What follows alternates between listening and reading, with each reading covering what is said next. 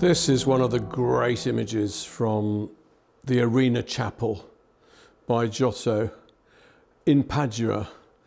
Perhaps the single most stunning early Renaissance fresco cycle in existence. This wonderful box filled with stories, that's what you walk into. And at the centre, at the climax of the story of the life of Christ, you come upon this scene, which is, there's something so horrible about it.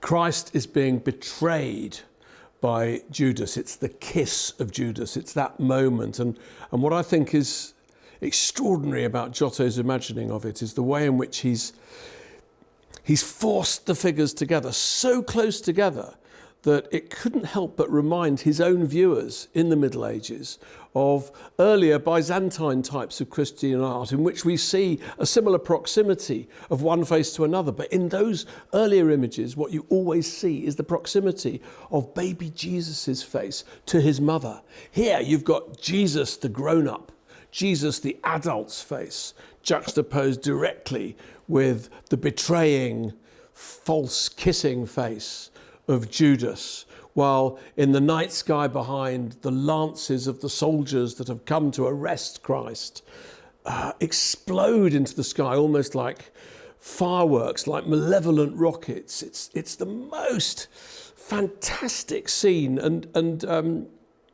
you know, it has its roots in earlier forms of Renaissance art. I think Giotto particularly was haunted throughout his life, or not haunted, but inspired throughout his life by the bas-relief sculpture created by the Pisano brothers in Pisa, which he certainly knew. And I've often thought that his paintings are, in a sense, attempts to create in the medium of fresco an equivalent to bas-relief sculpture.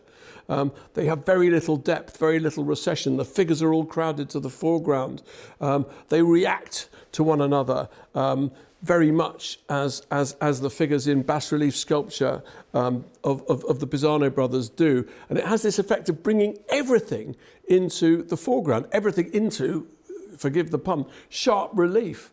And this is a subject that's been touched upon many times by many artists, because I think it's just so psychologically distressing, the subject of this betrayal. There's a great painting of it by Caravaggio, one of my favourite artists. But I don't think any artist has conjured up the scene in a more startling, disconcerting, profound and moving way than Giotto.